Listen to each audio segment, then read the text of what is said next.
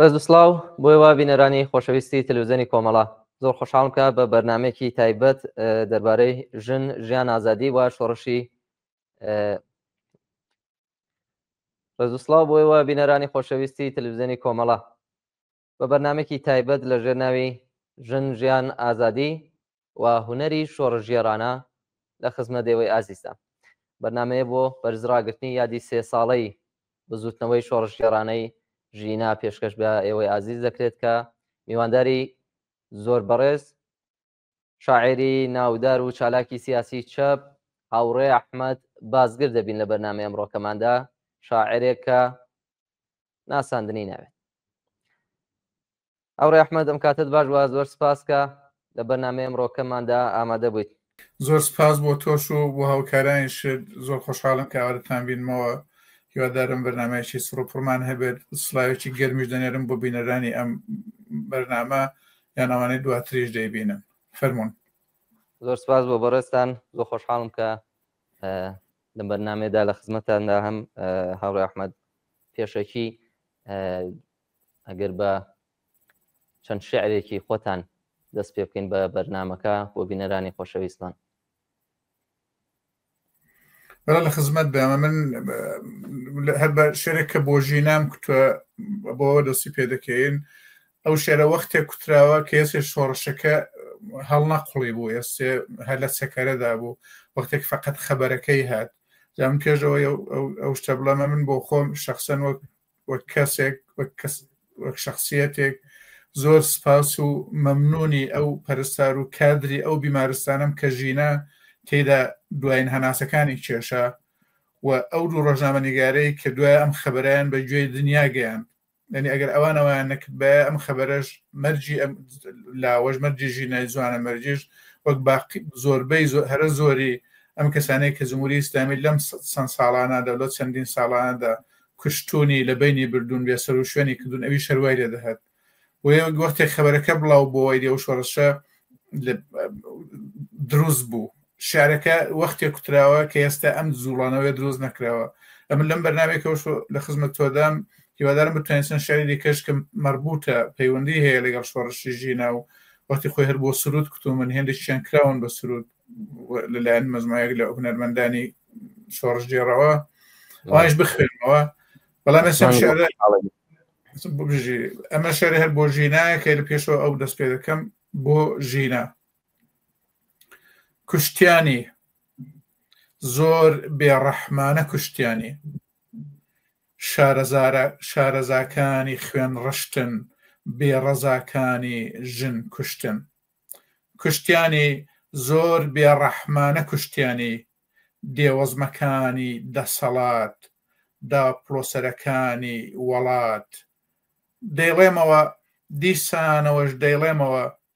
گوێی من بە خەبەری ئەم ژن کوشتنە ڕانایە. دەیڵێمەوە دیسانەوەش دەیڵێمەوە دڵم سەرڕێژە لە خەمی چیژەکانی وەک مەحسایە، جوانەکانی وەک ژینایە. سپاس. ئەمەم شێرە کورتە بوو کە وەختی خۆی کوتم. بەدوای ئەوەشدا کە ئێستا داوات کرد چەند شێر بخوێنەوە. یەک شەری کورتی دیکەشە کە هەر بۆ سرود کوتمە، چەند هونەرمەند کوتویانتەوە بەوە. ئەمن لە ئەوەی کە چێم شێرانێک کردووە بە سرود چون حزوری ذهنی تەواو نییە خۆم دەپارێزم، چون هێندێکیان زۆرمیان لێ دەکرێت کە نێوەکانیان نەڵام، بەڵام سرودەکان هەن و دەتوانین دوایش ڕازعیان پێ بکرێتەوە یان گوێیان لێ بگیرێتەوە.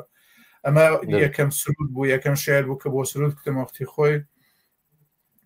هەر لەژێر پێمان دەلەرزێ ژین ژنە و بوژایەوە، پۆنجی قینی خەڵکە دیسان سەر لە نوێ ڕاسایەوە. خوێن دەڕێژێ ژین دەنێژێ ئەو دڕندە پیر بووە، هەستی کردووە وا سرای بەختی هەربینا کوژایەوە. هەر لەسەر هەودایەک بەندە تەختی بەختی ملهوڕی، گولەیە مانای هەبوونی و گیرە بەو هەودایەوە. ئەم خرۆشی سەرشەقامە مژدەهێنێکی سبەی، ئەو سبەینەی وا ژیانیش بۆی لە خەو هەستایەوە. سپاس دەکەمەوەی بۆ دەستمان پێکردی خزمەتدان فەرمووی بۆ درێژەی بەرنامە بۆ بەڕێستان و هەر شاری سنوورەکەت لە تلڤیزیۆنی کۆمەڵەشەوە لە بەرنامەی ئێمە و بینەران ئێمەش چەند جارێک پێشکەش بە بینەرانی عزیزمان کردووە دەستخۆش بۆ قەڵەمی ڕەنگینت کاک ئەحمەدیان دێنە سەر پرسیارێک زۆر سپاس بۆ بەڕێزت باسێک لەوە بکەین کە شۆڕشی ژینە ینی بووە زەمینە سازی چ ئەشعارێک شعرگەلێک و بە چ تایبەتمەندیەکەوە شۆڕشی ژینە کۆمەڵێک تایبەتمەندی هەن و کۆمەڵێک دەستکەوتی هەن کە لە ماوەی عمری نەگریسی جمهوری ئیسلامیدا بێوێنە یەکەم تایبەتمەندی ئەم شۆڕشەوەیە کە خەڵکی ئێران خەڵکی خارج لە کوردستان و یەکەم جار بە شێوەیەکی زۆر بەربڵاو و بەرین بە دم خەڵکی کوردستانەوە هات یعنی پشتیوانیەک و هاودەنجیەک دروست بوو لە ئێران بۆ پشتیوانی لە کوردستان و کوردستانی لە ئێران کە یەکجا هەڵقوڵی ئەم شۆڕشە دژی ئەم حکوومەتە نەگریسا کە عەزم کردی لە پێشەوەشدا ئەمە گەورەترین دەستکەوتی بوو بەنزەی من هەرەوەی کە لە تاران شعار لە کوردستان چەشم و سراغی ایران ئەمە دەستکەوتێکی زۆر گەورە بوو هێندێک لە هونەرمەندانی ئێرانی یان فارزیان غەیرە کورد مەجموعەیەک شیعر و سرودیان کورد ئەو دەورەیە بە بۆنێکی کوردانەوە بە داوایەکی کوردستانیانەوە کە ئەوە زۆر دەنجیدایەوە توانی بە گوێی جیهان بگەیەندرێت شۆڕشی ژینە شۆڕشێک بوو کە لە چوارچێوەی سنووری ئێراندا نەمایەوە هەرچی تێیدا ئیتفاقەوت هەموو دنیای تەنیەوە دەنجیدایەوە بە گوێی جیهان گەیشت ئەم کارانێکی کەسی وەک تومازی ساڵحیان شێروێنی حاجی پور کردیانن کارهەی بە ئەرزشی ئەم بزوتنەوەن کە ڕیشەکەی لە کوردستانەوە دێت ژینە کسێکی لاوی سەقزی بوو کە ئێستا هەموو عالەمەوە دەزانێت چۆن بوو چەندە لەسەرەوە گوتراوە من احتیاج ناکە لەسەرەوە بچم بەڵام ڕیشەی شۆڕشەکە ڕیشەیەکی کوردستانی هەبوو کە ئێرانی تەنیەوە بەڵام لە تارانەوە دەستی پێکرد ئەوە زۆر خۆشە کە لەوێەوە ئەمە هەڵقوڵی ئاخرین کاری هونەری کە بە من دی و مەوزۆرم بەدڵە کارێکی سێقۆڵی هەرەوە شێروین و توماز و کەسێک کە بەنێوی مەهدی ئێراحی کە بەیەکەوە کردویانە کە باسی ئینقلاب دەکەن بۆ داهاتوو ئینقلاب بۆ ئازادی ئینقلاب بۆ هیوا ئەمە بەڵامەگە بینەوە سەر خودی تایبەتمەندەکانی شۆڕشی ژینە شۆڕشێکی پێش هەمووش سکولار بوو هیچ ڕەنجێکی مەزهەبی پێوە نەبوو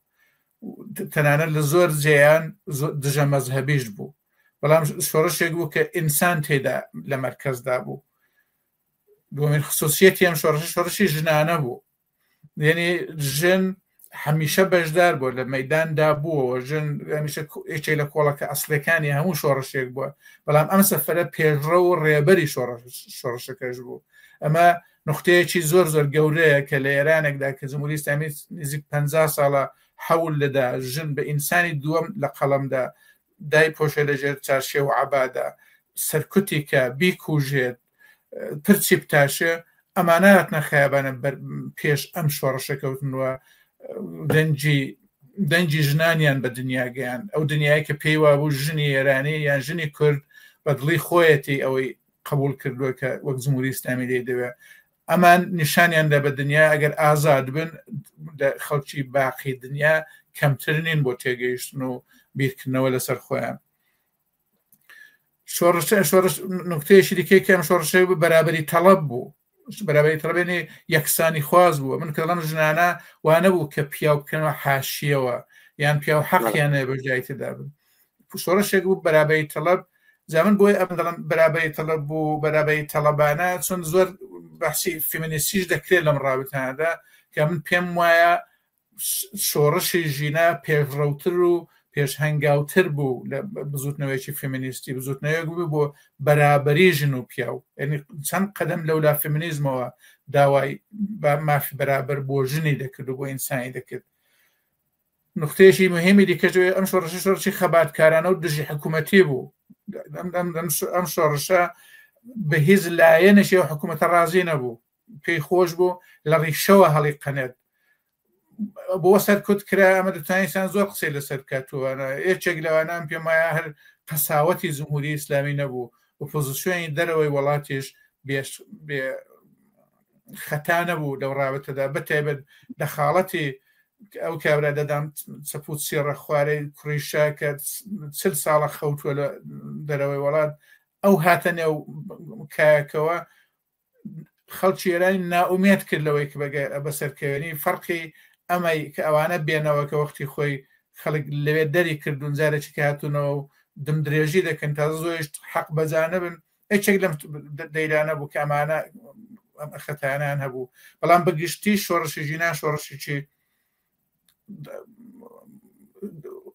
وابوو کە دەیهێویست ئەم حکوومەتی جمهوری ئیسلامی بە هەموو لایەکیەوە بە ئیسلاحتەلە بۆ غێر ئیسلاحتەلە بووە بە سۆفی و بە ڕیشتار و بە ڕیشەوە نەمێنێت ئەمە بوون خصوصیاتی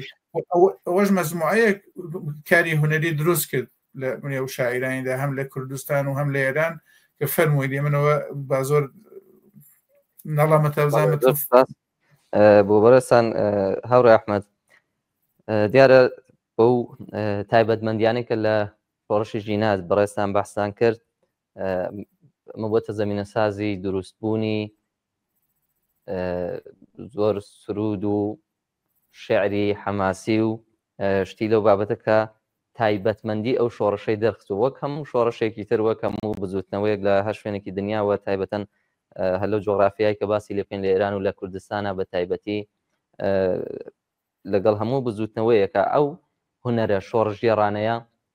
لەگەڵ یا سەری هەڵداوە ئێستا باسێک لە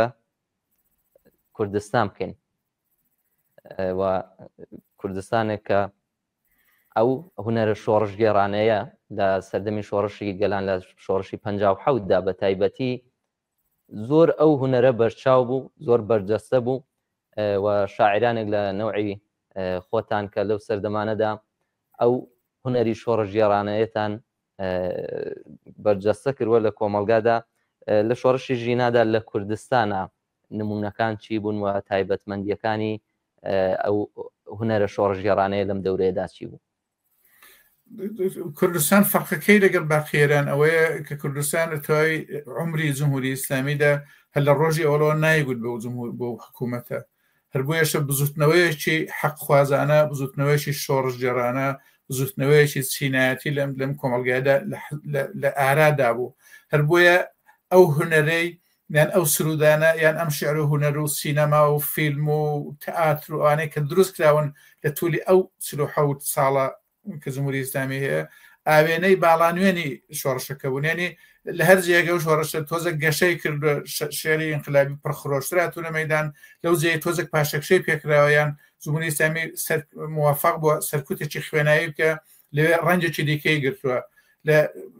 ئەم زوتنەوەی ژیناشدا هەروە بوو یعنی بۆ خەڵکی کورد بۆ هونەرمەندان و بۆ شاعرانی کورد بزوتنەوەی ژینە بزوتنەوەی زۆر دڵخۆشکرد بوو بەڵام شتێک نەبوو غافڵگیر بین یان پێمان وابێ ئەوە اتفاقێکی تازەیە دەکەوێت ئێمە ساڵها لەگەڵ حکوومەتە شەڕ دەکەین تازە باقی دەرەوەی کوردستان و خەبەر هاتون و پیان وایە جاران کە پێیان لە کوردستان خەڵک سەر دەبڕن ئێستا دەزانن دەنجی ئازادی و دەنجی مافخوازی ئینسانی لەوێ لە هەموو زیەک قەویتر بووە ئەم سرودانەی کە تۆ باست کردن لە دەوری 58 و 57 و دواترەکەشی لە شۆڕشی پێشمەرگانەدا و دواتر لە خەباتی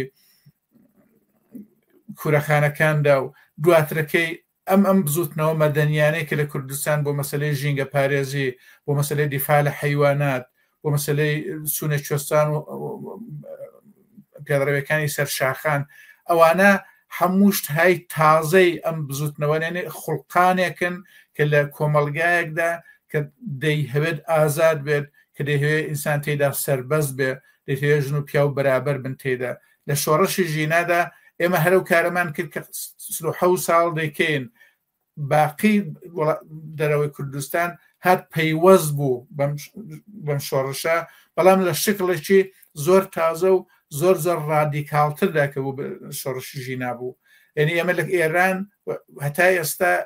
بەو عەزەمەتە و بەو قوڵیە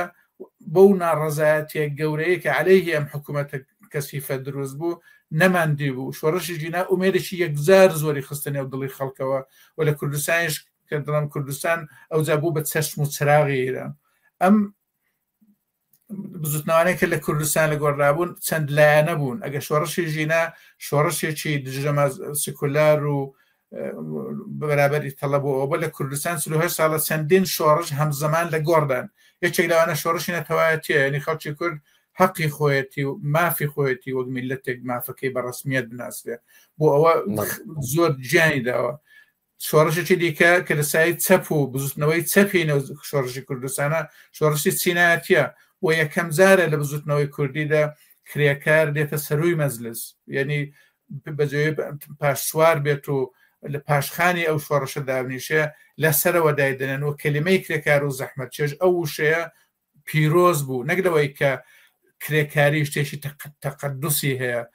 هەموو حەولەکە بووەیە کە دنیا بێەوەیکە هێندە زەحمەت شێکی ڕەنج دەی هێزی کارە بفرۆشی هەموو کەس لە خۆش لە نیعمەت داوژین ئەم نەوع لە فکرە کە فکرێکی تەبەقاتی و سینایەتە لە سایی چەپی بزوتنەوەی کوردستانە کە نمایندەکەی کۆمەڵە بوو مەسلەیەکی دیکە مەسلەی ژن بوو کە هەر ئەو شۆڕشی ژینە درێژەی هەر ئەوەیە کە لە بنکەکانی سنە لە گوردان پێشمەگەی ژنی کۆمەڵە لە سوزانم بەرابەری خوازیەکی کە فکری لە جامعی کوردستانیێراندا نەهادینەی کرد بردیە نێو ڕێگ و ڕیشەی ئەم زوتنەوە ئەمانە هەمویان پێکەوە لە زەریاندا بوون دوایە ئەم شۆڕشەی کوردستان ئەم شکۆفایەشی پەیدا کرد کە مەسلەی ژینگە پارێزی مەسلەیە تۆ باوەڕ بکە ئینسان دڵی دەبوو بە خوێن لە خۆشیان و لە غرورانۆتێک ئابرای ڕاوچی هەر ساسمەزانەکەی دەشکان دەگوتم لەوە ڕۆبەدەوە کەو ناکوژم لە حاڵێکدا منداڵەکەی ڕەنگە لە ساڵێکدا یەک زاریش گۆشت نەخوا یعنی حاضر بوو لە گۆشتی منداڵەکەی و لە خۆشی خێزانیەکەی بگوزارێ بۆی کە دیفاع بکە لە حیوانات ئەمە دەستکەوتێکی زۆر گەورەی ئەو زوتنەوەی لەباری ئینسانیەوە یعنی شۆڕشی کوردستانی ئێران شۆڕشێکی انتقام جویانە و خوێن ڕژانە نەبوو شۆڕشێک بوو بۆ ئینسانیەت ئەمە فەرقەکەی بوو لە ئەو شتانی کازیشم کردی شاعرانی نێو ئەو زوتنەوەش بە پێی ئەوەی کە خۆیان لە کوێی بزوتنەوە کە ڕاوەستاون کەسانی وەگون کە تۆی ئیشارەت پێکرد یان مەزمایشی زۆر ڕفقەکانی دیکەی یان هاوکاران و هاوڕێیان چ لە نێوەوە چ لە دەرەوە کە خۆیان بۆ بزوتنەوە تعالق بزانن لەو دەربیجەوە چیان لەو کۆمەلگایە دەکردووە شیعر و سۆزی ئاوان کە ژن بەرابەری تەڵەب بێ کە دیفاع لە کرێکار و زەحمەت چێشکە کە دیفاع لە مافی نەتەوەی خەڵکی کورد بکات زۆر شتی دیکە ئەمەیە جامعی فەرقەکەی هونەر و شیعر لە کوردستاندا لەگەڵ شۆڕشی جینا لەوەدای کوردستان چەندین پەلی هەبوو و پەلەکانیشی ڕیشان توولانی تر بوو لەوەی کە لە شۆڕشی ژینادا دیمان بەڵێ هەوڕێ ئەحمەد دیارە حتممە زۆرە لە بینەرانمان زۆر تامەزرویەوەن کە بە دەنگی خۆتان گوێبیستی شیعرەکانتان ببن بۆیە ئەگەر بکرێت چەند شعرێکی تریش بۆ بینەرانمان بخوێنەوە بە چاوەڕ من دوو شاری کەشت بۆ دەخوێنەوە ئێستارێ بۆ تۆش و بۆ بینەرانێژ یەکێنەوەیە کە ئەم پێمام شێران پێشتیش خوێندوونەوە بەڵام هەر چیزی مربوطن بە شۆڕشی ژینە لەو دەورەدا ئەم شێرانە کوتراونیان شێری ئەو سەردەمەن پێم خۆش یەکێم بنێ مانجی کوردستانی ژن هێنایە لەرزین وڵاتم دەنجی بێوەستانی ژن هێنایە لەرزین وڵاتم دەنجی بێوەستانی ژن سەر لە نوێ بنیاد دەنێین ژین لەسەر دەستانی ژن ڕوو بەرە و هەڵدێرە یەکجێ ڕیش و مەندیل و عەبا دێتە گوێ قرچەی بڵێسەی ئاگرەکەی هەستانی ژن گشت شەقامی ئەم وڵاتە پڕی نرکەی ژنە تیشتی خۆر جێگەی هیوایە و ڕایەڵی مستانی ژن دوای 40 ساڵ خەریکە پرچی جوان سروەی شنە دەستنە جوانی سەرشەقام و شاری کارستانی ژن هەر بەهارن دێن بە ڕەژنە هەر بەهارن دێن بە ڕێژنە هەر شکۆفەن سوور دەچن زایەڵەی دەنجی ئومێدە و بار دەکا زستانی ژن هیچ بژارێک چاری ناکە بەرهەمی ئەم جارەمان هیچ بژارێک چاری ناکە بەرهەمی ئەم جارەمان سەوز و بژوێن و بەعەترە شەتڵی نێو بێستانی ژن ئەم کچەم ژینە بەمەرجی ژینی خستە سەرزەوی ئەم کچەم ژینا بەمەرجی ژینی خستە سەرزەوی دەگ بەخێر بێی 100,000 جار مانجی کوردستانی ژن ئەمەشی لە شێرەکان بوو زۆر سپاس دەستە خۆش بێن خۆش بیە خۆ من نەگەر شێرێک کەشم هەر بۆ سرود کتۆ هەر بەنێوی سڵاو کە سڵاوەکە دەیکەم لە کوردستانە بە ئاساسدا شێرێکی کورتەکتم بۆ سرود کەمەوی شێر بۆ دەخوێنمەوە سڵاو مەڵبەندی ژینایی بێتاوان سڵاو مەڵبەندی ژینایی بێتاوان سڵاو کوردستان جیرۆدەی داوان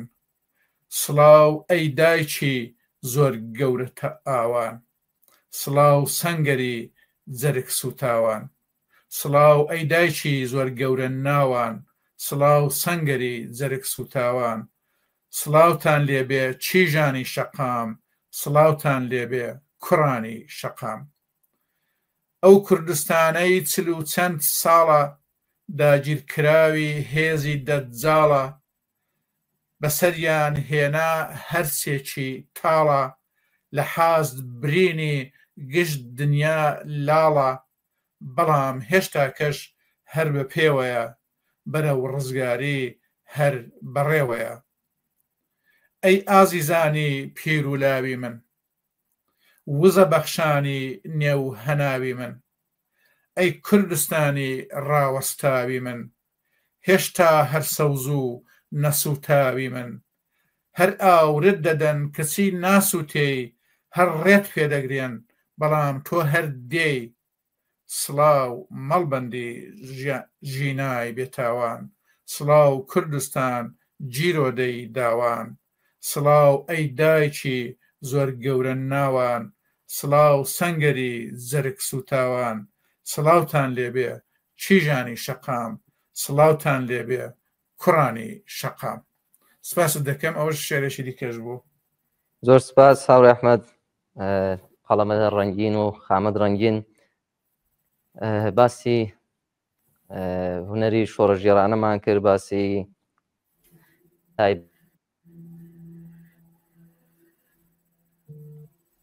هونەرێکە خۆڵقاوە ئێستا گەر هاوڕێ ئەحمەد باسێ بکەین لە دەور و نەقشی هونەری شۆڕەژێرانە هەروەک باسان کرد لە چ لە ئێران لە شۆڕشی دەورانی شۆڕشی مەشروتەوە چ شۆڕشی 57 چ لە ناوچەکەدا وڵاتانی عەرەبی شۆڕشی فەلەستین هەمووی ئەوانە زەمینە سازی دروستبوونی هونەرێکی شۆڕەژێرانەیە لە ناو ئەم میلەتانەدا بوون و شاعیر و هونەرمەندی گەورە و ناودار لە هەموو ئەم ناوچانەدا سەری هەڵداوە باسێکەین لە دەور و نەخشی هونەری شۆڕەژێرانە لە ناو کۆمەڵگادا و ئەو تاسیر و کاریگەریەی کە ئەتوانێت هەم لە ناو کۆمەڵگادا هەم لە کاتی شۆڕشەکە لەسەر خودی شۆڕشەکە بیبێ لەسەرەوە گەر بۆمان بدێن ئەم پرسیارە دەتوانێت هەر بە زۆر بە کورتی بڵێ تاسیرێکی زۆر گەورەی هەیە دەتوانین بە سەعات دانیشن لەسەری قسە بکەین ئەمە تۆ ئەگەر چاو لە نەخشی گۆرانیەکی خۆش نەک حتا شۆڕژێرانە گۆرانیە کە ئینسانەکان دڵخۆش دەکات دانیشتووی ئارامشت دەداتێ ئێسازەکەی ژیان خۆشە لەزەتی لێ دەبەی ئەمە کەیفیەتی زیندگی بنیادەمەکان دەباتە سەرێ بێەوەی هیچ کرابێ شعرێک سۆزی دەرونی دایکێکی ڕۆڵە شەهید ڕۆڵە گیان بەفکردو دێنێتە دەرەوە کۆمەلگایەکی چەند سەد هەزاریان 1 ملیۆنی پێدەخرۆشێنێت کۆمەلگایەکە یانی حساسی خۆشی و لەزەت بردن و ئومێد بەداهاتوو چەند هەنگاو دەباتە پێشێ خەڵک دێتە شەقام تەزاهورات دەکات ڕێپێوان دەکات سەنگەردە ئەگەر شعارێکی حیسایی بەدەستەوە نەبێت کە دەنجی هەمووان پێکەوەی لە یەک گرێدا و شەقامی پێ بخڕۆشێنن هەست دەکەی تەزاوراتەکە سەرکەوتوو نییە. ئەگەر گیانبەختکردوویەک دەسن دەنێژن ئەسپەردەی دەکەن ئەو ئێستا خۆشبەختانە خەڵک زۆر وەفادارن بەم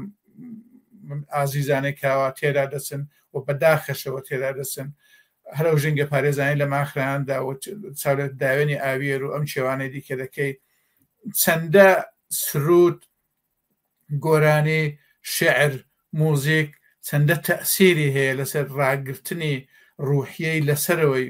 کۆمەڵگایەکە و هونەر بەگشتی لە توولی مێژوشدا نەکە لە نێو ئێمەی کورد و لە ئێراندا شتێک بووە کە نیازی ڕوحی ئینسانەکان بووە و ئینسان احتیاجی پێ زووە بەربگرێتەوە ڕەنگە بەدەگمەن بن بە یەک لە ملیۆن علاقەی نەبێت گوێ لە موزیک ڕابگریان شعرێکی چاک گوێ نەگرێت یان سرودێکی پێخۆش نەبێت و گوێ بۆ بگرێت بۆیە ئەمە تێکەڵاوێکە لە ڕوح و ژیانی ڕۆژانەی خەڵک لە هەمان کاتدا کەیفیەت و بارخۆشی ژیان دەباتە سەرە بێ هونەر ژیان زۆر بەتاڵە ئەگەر هەر یەک لە حەزەر فکر بکەیەوە کە لە جەیەک موسیقی خلاص دەبێت لە جەیەک گۆرانی تێدانە لە جەیەک موزیک بێدەنگە ئەحساسێکی ئەو کۆمەڵگایە ئەو جێیە چۆڵگەیە شعر و هونەر لە سینەما و لە تەئاتر و لە گۆرانی و لە موزیک و لە سرودەوە بگرە ئەوانە پێویستی هەمیشەیی ڕوحی کۆمەڵگایەکن کە دەیهوێ ژیان تێدا ئاسوودە بێت ئینسان تێدا سەربەست و خۆشبەخت بێت ئەمەیە تەئسیرەکانی ئینسان دەتوانێت لەسەر فلان شعرەیانسان فلان سرودە کار بکات قسە بکات بەڵام ئەم سرودە من سوزانم ئەگەر یەک میسال بێنمەوە ئێستا مەسەن شعری گۆمەشین 30 ساڵەوە پێش کوتراوە و نەکای ناسی ڕەزازی کە ماهەنگەی لەسەردا ناو بڵاو بووە ئەم شعرە بۆ خۆی قیامێکی کردە وەختی لە کوردستان هەنی وای لێ هات جمهوری ئیسلامیەوە گۆرانی قەدەغە کرد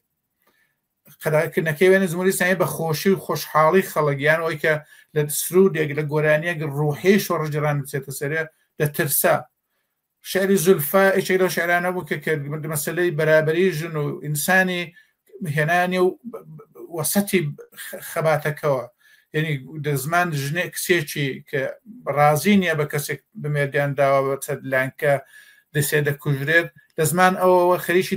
کۆمەڵگایەک دێنێژێ پرسیار و محاکمەی دەکەی دەڵێن بوو ئاوایە ئەم دنیا ئەمە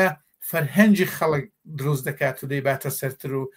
لە قۆناغێکەوە دەباتە قۆناغێکی دیکە ئەمەەوە دوو میسالەم بۆیە کوتن ئێستا لەو حزور زیێنمدا ئەوانم بە نەزەرگەیت ناشتی زۆر ئەم شعرێ ڕێبوار کە دەڵێ هەیدات هەموو ڕۆژێ دەمە خابان هاوار دەکەم ژیانم بفرۆشم کەس دێم ناکڕێ لەم دنیا بێ ڕەحمەدا ژیان هەرزانترە لەنان هەر ئەم دوو مسرعە سوزان ڕۆشنگەریەکی تێدایە کە تۆ ڕەنگە بە سەد مەقالەش بۆ جێبەجێ نەبێت لە کۆمەڵگایەکدا بێنێ و دڵی خەڵکەوە ئەمە تەسیرەکانیەتیوە ئەم پێمایە هەم تۆ هەم ئەمن و هەموو کەسانش جوان لێ لەسەرەوە تەوافقمان هەیە بەڵام بەسەرجی بۆیە کە ئینسان لە کوێی کۆمەڵگایەکە ڕاوەستاوە ئەو شعرانە زۆرتر بە کەیفنیانە و هونەرە زۆرتر بە کەیفێتی کە دەخوێنێتەوە لەگەڵ بیر و باوەڕەکەی کە خۆشبەختانە بیری چەپ و سوسیالیستی لە جامعەی کوردستاندا هێسێوای لێ هاتووە خەڵک پێی بێگانە نییە وەردەگیرێ وەختێک بە شێوەیەکی دروست و جوان بچێتنێ ئەو کۆمەڵگایواتە باشتر گزارش لە دەرونی ئینسانەکە هەم لە دەوروبەری و کۆمەڵگا و بارودۆخێکەتیا ژیان بەسەرەبات. هاوڕێ ئەحمەد کاتی بەرنامەکەمان تۆزێک کەمە ئەم هەوێت پێشەوەی تەواو ببین لە بەرنامەکە ئەگەر بۆتان بگەنجێت چەند شارێکی تر بۆ بینەرانمان بخوێنەوە. زۆر ساکە من شارێکی کەشت بۆ دەخوێنمەوە کە ئەمە ئەو شێرەکەمان تێمی ژنی هەبوو دوو شارت بۆ دەخوێنمەوە لە کۆتایی بەرنامەکەدا یەکیان ئەمەیە کە ئەوە هەر لە عەزەمەتی ژن قسە دەکە ڕوو بە ژن قسە دەکەم بۆ 8 مارسی ئەم ساڵ لەگوتراوە کەمە سرودشی لە ساز کراوە ئەڵبەتە ئەمن بێک سری کەژم پامێکم بۆ هەموو هونەرمەند و گورانی بێژە گیان کە ئەوانەیە ئەهلی مۆسیقا و بابی ئەوەن جویان لەم بەرنامەی من و تۆ دەبێت ئەو شۆ شارێک لەو شارانیان بە دڵیان پیان وایە دەکرا هەنجی لە سەردانیان پیانە بە دێبە بیکەن بە سرود گردیان خۆش و ئازابێت و پێم خۆشە هەر کەسێک دەست دەبا بۆ ئەو کارە زۆر زۆر پێی خۆشحاڵ دەبم هەرچەند ڕم زۆربیان کراون یان دەکرێن بەڵام هەتا زۆرتر بکرێن باشترە فقدە پامێک دێنێ قسەکاندا بیکەم ئەوەی شێرەکە بەێوی خۆش بیاخوا یەک شعری ئاخرت بۆ دەخێنمەوە ئەمە شعری پێش ئاخر ئەیژن ئەم شعری ئاخری شعرێکە کە شعرێکە زۆر شعرێکی ئومێد بەخژنێ باسی ئەم دەورانە دەکاڵەوە عینی حاڵە لە نێو خۆیدا ڕوحیەی استقامەت و مقامەتی تێدانێ شعرەکە ئەم دەورەیە ئەو بۆ دەخێنەوە ئەو دەخەمە ئاخری بەرنامەکە ئەم ژنە بۆ دەخێنەوە ئەیژن ئەیژن ئەیژن ئەیژن ئەی مەکۆی عیشق و ئەوین ئەی کەژاوەی پڕ لە هێزی سۆزی ژین گشت تەوار و گشت هەڵۆی ئاسمانی شین دێن لە ئێوە فێر دەبن دەرسی فڕین تۆ لە زیندان و لە نێو شار و لە یاڵ تۆ ژیانی هەر تۆ ئەیژن ئەی هەڤاڵ چێو حەدی چەشنی تۆ بەرز بێ سەری لەکوێ دەریا جوانە وەک تۆ مەنزەری کوا سرشت وەک تۆ دەچێ دەشت و دەری هەر لە خۆت جوانە دروشمی ڕێبەری تۆ لە زیندان و لە نێو شار و لە یاڵ تۆ ژیانی هەر تۆ ئەیژن ئەی هەڤاڵ کانی ژین و هەرچێکی جوانی ئەتۆ چاوی ئاسۆ و ڕەوڕەوەی ژیانی ئەتۆ هۆی هەناسەی گشت هەناسانی ئەتۆ وەک گزنجی بربەیانانی ئەتۆ تۆ لە زیندان و لە نێو شار و لە یاڵ تۆ ژیانی هەر تۆ ئەیژن ئەی هەڤاڵ هەرچەند ڕێگا کوڕ و سەختی نێو شەوە دڵ نەلەرز و چاو نەترسین سەرکەوە چاوی هەمووانمان لە تۆیە پێشکەوە پێشکەوە تۆ پێشکەوە بۆ پێشەوە تۆ لە زیندان و لە نێو شار و لە یاڵ تۆ ژیانی هەر تۆ ئەیژن ئەی هەڤاڵ سپاس ئەو شعرەیان بوو شێری ئاخریشت کەوت ئەوان تۆزێک فلاینترە ئەمیان قەسیدەیە کە تەقریبەن بەنێوی ئەم دەورەوە بۆ دەخێنمەوە و هیوادارم کە بەرنامەکە ئیجازە بدا کە ئەو شارە جێ ئەوەش بە دڵنیاییەوە فەرمە ئەم دەورە چ ڕۆژگارێ چەت و پڕژانە ئەم دەورە پڕی مەرگ و پڕی دەرد و پڕی تاوانە ئەم دەورە هەتا چاو بڕدەکە هەر هەوری خەم دیارە بەڕاستی دژبەری ساوانە ئەم دەورە پەسیوێک یان کلێنێک ئۆقرە بگری لێی نییە و سینگت بەرەو پەیکانە ئەم دەورە لە دووی ڕەحمان مەجێڕە چاو بە بێهودە کە گەردون وا بەدەست شەیتانە ئەم دەورە خەریکی باوەشێنی سکڵە عیشقم من کە ڕۆژ ڕۆژی ئەوین قڕدانە ئەم دەورە منی عاشق بە ژینی خۆش و ئازادی گرفتارم جیهان زیندانە ئەم دەورە لە دەشتی مین دەسێ سەرتا سەری جێتی هەموو شوێنێ مەکۆی داوانە ئەم دەورە لە حاست ئێمە کپە گوێسکەی جیهان ئەمڕۆ دەڵێی دنیا هەمووی ئێرانە ئەم دەورە خەم و دەرد و جەرگ برژانە بێوەستان پەلاماری دڵی دایکانە ئەم دەورە سنوور و خوێنی سووری ڕەنزدەری کۆڵبەر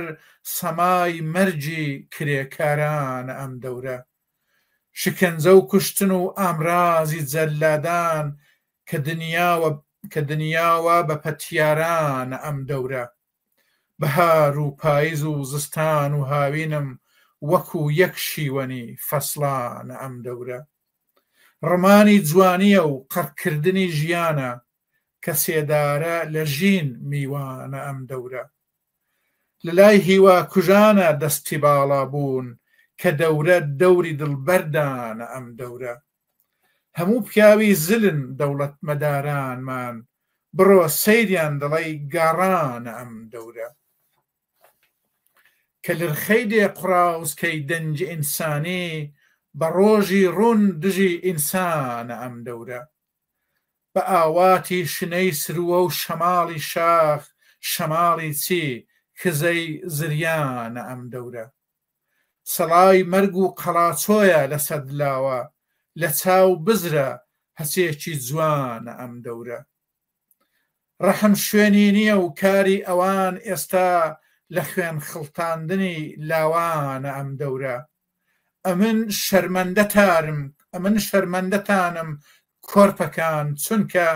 لەبەر چاوم مناڵ کوژرانە ئەم دەورە چلۆن شیرین دەگونجێ گەر سەبت بکرێ کە ناشیرینترین دەورانە ئەم دەورە بڵێم هێشتمان کە خێڵی ناجوان مێران بە بێڕەحمی بکەن وێرانە ئەم دەورە بڵێم زاڵ بوون بە سەرمانە هەرچەندی کە لە گشت لایەک قەڵای وەستانە ئەم دەورە بڵێم پێیان نەوێراین چل و چەند ساڵ ئەگەرچی پڕوزەی شێرانە ئەم دەورە بڵێم پێمان نەوێران دوای چل و چەند ساڵ بترسێنن ورەی ڕۆژانە ئەم دەورە بڵێم زۆر بوون ئەوانەی بوون لە مەیدانە بڵێم کەم بوون ئەوەی ڕێزانە ئەم دەورە لەگەڵ تەحسینی من بۆ دەنجی سەربەستان هەزار جار نەفرەتی شایانە ئەم دەورە زۆر زۆر سپاست دەکەم بۆ ئەو بەرنامە بۆ ئەو دیدارە هیوادارم بەدڵت بوو بێ بە زۆر سپاس بۆ بەڕێستان هاوڕێ ئەحمەد هیوادارم کە نمونەتان وەک ڕەنگێکی گەشت لە نێو گوڵدانی شێعر و هونەر و ئەدەبیاتی گەلەکەماندا هەر زیاد بێت زۆر زۆر سپاس خۆش وتەکانتان سپاس بۆ شێعرەکانتان و دەستان خۆش بێ و زۆر سپاس جارێکی ترکە قبوڵی زەحمەتان کردو لە بەرنامەی تەلەڤیزیۆنی کۆمەڵای ئەمڕۆماندا بەشدار بوو بە قوربانت بم ئاگات لە خۆت بۆ زۆر سپاسان دەکەم وسڵاوی هاوکاران و سپایش بۆ بینەران هەر جارێکی دیکەش هەر خۆش بن جارێکی تر سپاس بۆ شاعری ناودار و چالاکی سیاسی چەپ هاوڕێ ئەحمەد بازگر کە لە بەرنامەی ئەمڕۆ لەگەڵماندا بووە سپاس بۆ ئێوەی بینەری عەزیزیش کە تا کۆتایی بەرنامەکە لەگەڵماندا بوون و بۆ هیوایکە ناوڕۆکی بەرنامەکەمان جێگەی سەرنجیەوەی ئازیز بوو بێت فەرمون بۆ بینینی درێژەی بەرنامەکانی تەلەڤیزیۆنی کۆمەڵە ماڵەوە